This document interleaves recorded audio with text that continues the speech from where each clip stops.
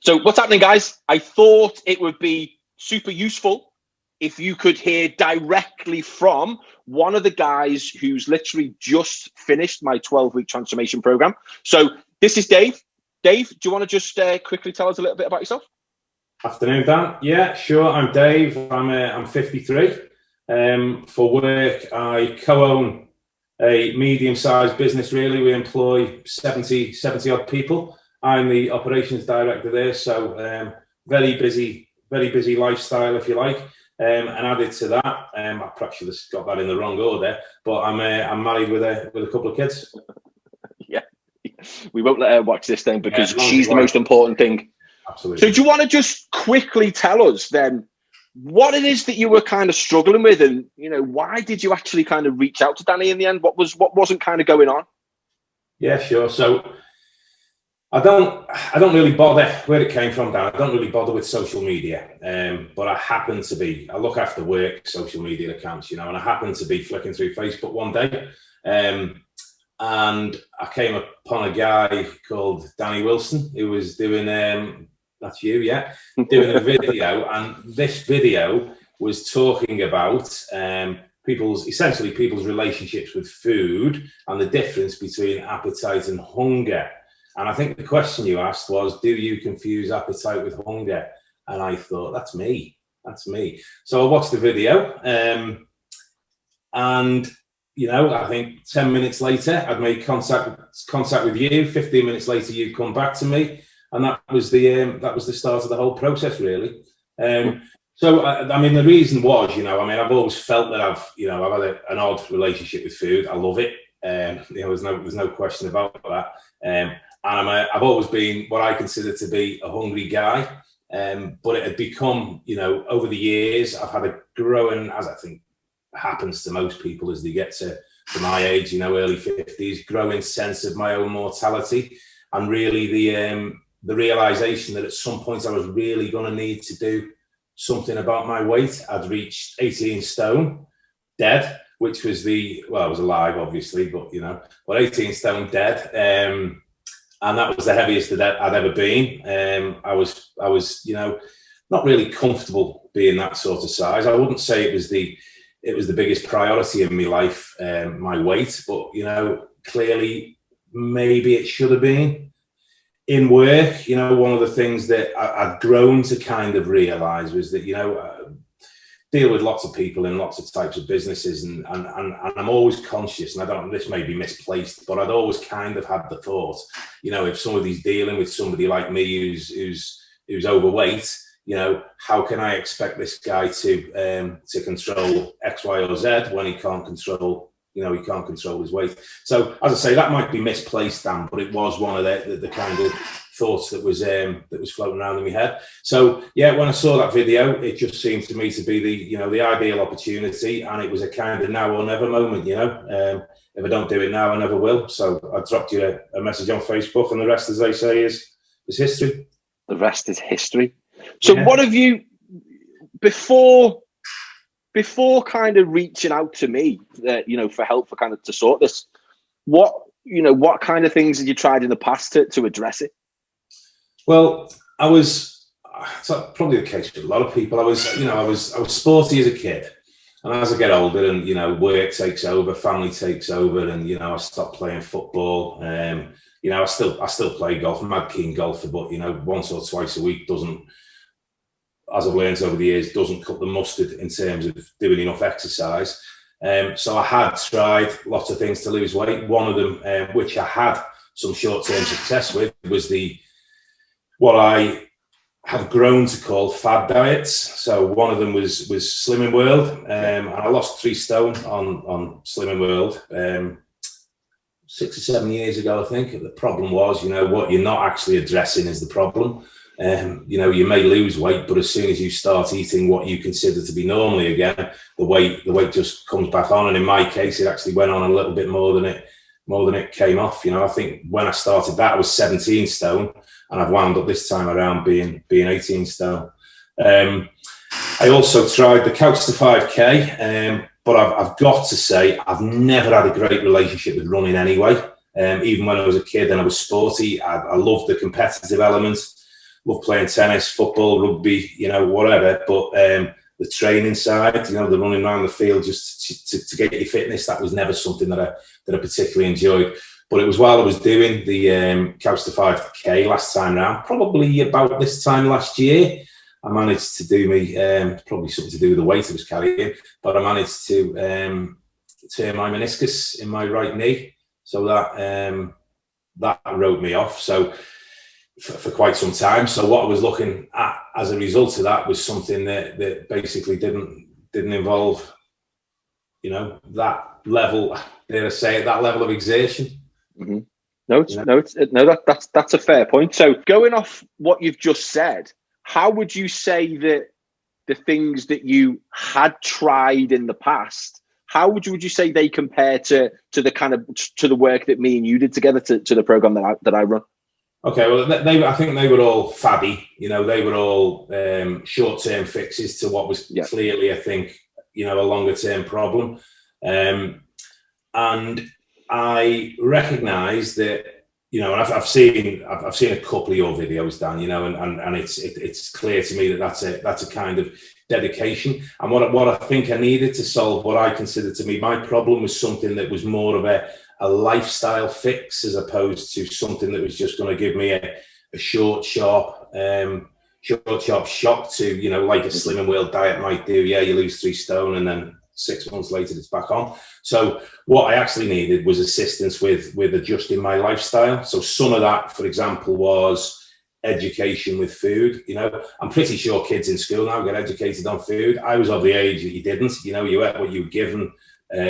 We didn't talk about nutrients. We didn't talk about the different types of foods, what was good for you. And, I can't say that I'm ignorant to that. I've got some knowledge about that. But I think what working with you has done for me is given me far more knowledge about that.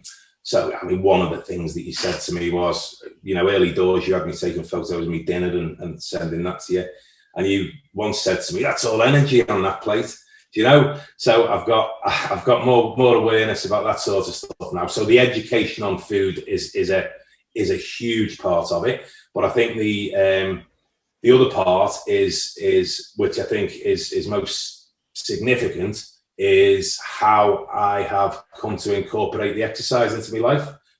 I see what you do, and it's not in that kind of league, really. It's just walking. But at the grand old age of 52 and a half, I've actually discovered, I actually like walking. Yeah. And I've got to where I want to get, because if I don't, and it's, it's not huge distances, it's 4 or 5 miles a day, which is around 10,000 steps for me. So, but that equates sometimes to 35, 40, even 45 miles a week. And I get, what's the word? Well, since we started, I think on the 18th of November, not a day has gone by when I haven't done the 10,000 steps. So, and I'm acutely conscious, Dan, that, if anybody ever asked me for a game of golf, I would find the time, and brilliant. So people who say, oh, I don't get time to do this, or I don't get time to do that, it's excuses, but it certainly was for me. So again, a bigger part of the program was kind of taking that excuse thing away from me. So I've managed to, as much as I like playing golf, and I will always find time to play golf, I am now at the stage where I will always find time to go out and get me 10,000 steps in. It might be in one hit, might be a couple of miles in the morning, and then, a couple of miles in the evening. And what I do generally during work through the day makes up the difference. But, so to sum all of that up, I would say that the education on food, diet, the calorie deficit, all of that sort of stuff, and the fact that I've now managed to incorporate walking into a daily regime, I consider those to be long-term solutions, as opposed to the little stick and plaster solutions that I think the likes of Slim and World and the keto diet and all of that, all of that sort of stuff bring. So yeah, a lifestyle change, to put that in 2 words, Dan, I think. Cool. Awesome. Yeah, I agree there. I think, especially working with someone who's as busy as you, I think what we're looking at doing is more of a kind of identity shift, more of a little shift in identity, and helping you realize that you are taking responsibility. I love what you said then about I'll always find time for golf. So the time is there. You just need to reframe things and kind of put some structure into your day. So let's fast forward to today then. What kind of results have you seen? How are you feeling? And how is that kind of, showing up in other areas of your life? Okay. Yeah. Well, I mean, I've lost weight. I've lost, that's the first thing. Excuse me. I've lost 2.5 stone to this point, and I'm not stopped. I started at 18 stone. I'm around about 15.5 stone now. I set my target initially, it sounds a bit daft that, because I set it to 14.5 stone. But the reality is, what I'm going to do, I'm going to keep going till I feel comfortable, and then I'll probably just adjust my calorie intake a little bit to get to a kind of maintenance level. So the other huge thing, so that weight loss is one. That's clearly a big thing. I'm at that stage now as well where nothing fits, but I'm reluctant to go out and buy new stuff. Do you know what I mean? So yeah. But at least it's before the summer. And the other area where is massive to me is I used to have a dip every day, 2:00.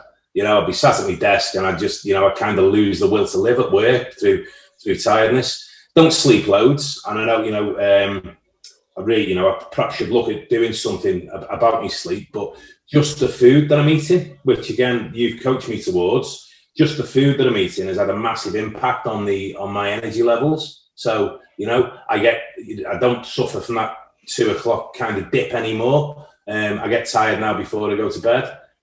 Go to bed, wake up and go for a walk. So I seem to have far more energy than I've ever had in the past, Dan. And I can put that down to diet, I think. Cool, awesome. Yeah, I agree. The change has been pretty phenomenal. And do you know what I love?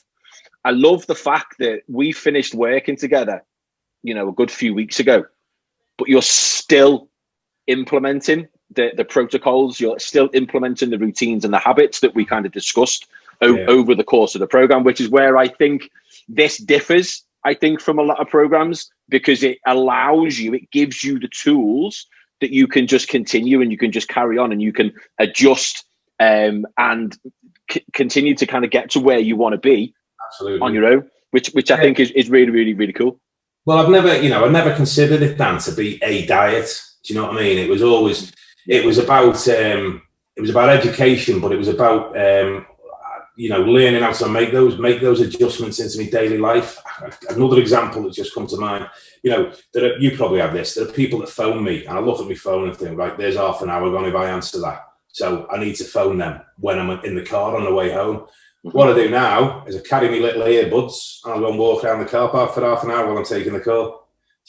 So just a minor adjustment, and I think that's an idea that came from you. But all of those things combined have just together they've given me a far greater awareness of where I was going wrong in the past and what I need to do to continue. And as I say, in terms of my weight, I'll see where I get to, Dan, when I feel comfortable, and I'll make adjustments then. But the other thing I think it's important to say is I don't feel I've deprived myself at all. I think the thing with diets is, in the past, so that you're slim and well, your Weight Watchers, whatever, I think you're always starting from a point of deprivation, so you're kind of negative from the outset.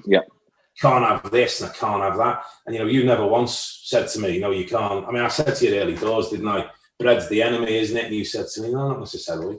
And so that those little educational bits have been huge to me. As it happens, I don't eat much bread, Dan, now, but that's because I'd rather waste my calories on other stuff. Do you know what I mean? So awesome. Yeah. It's about, again, another identity shift. It's perfect. I love it. So are we knocking on £30 then? Something like that, Dan. Your energy is through the roof. Your sense of well-being, your confidence, your confidence in yourself to kind of keep going. So what would you, if there's someone watching this who's been kind of on the fence, picking the phone up, putting the phone down, they want to ring me, maybe they're worried about the size of the investment for the program, what kind of advice, what would you say to someone who's thinking of jumping on board? Well, there's a few things there. One, in terms of the size of the investment, the view that I took, well, if I'm not prepared to invest in myself, there's really not much point carrying on with anything, is there? So, you'll never make a better investment in terms of yourself. And I think that, lots of people, and I include myself in this, make excuses, Dan. I was a smoker, and there's a million one reasons why you're not going to give up smoking. It's, I've got to go there, I've got to do this, and I think that's the same. I was waiting, in reality, I was waiting for exercise and fitness and lifestyle changes to come and get me, and it wasn't going to happen. So I would say to people, cast those excuses aside, because if you don't, if nothing changes, nothing will change. And you've really got to take the bull by the horns and decide that you want to affect that change, as you would in any other walk of life. So yeah, I would. I've told you this, Dan, but I would recommend your program beyond without hesitation, without any hesitation at all. It's been fantastic for me. Cool, man. Awesome. Well, do you know what? I know that I've dragged you out of an important meeting, so I'm going to thank you very much for your time, and I'm going to let you get back into there. But listen, man, I really appreciate you taking the time out to talk to us, and I'll catch you later. Thanks, Dan. This is more fun than the meeting, pal, but no worries. All right, mate.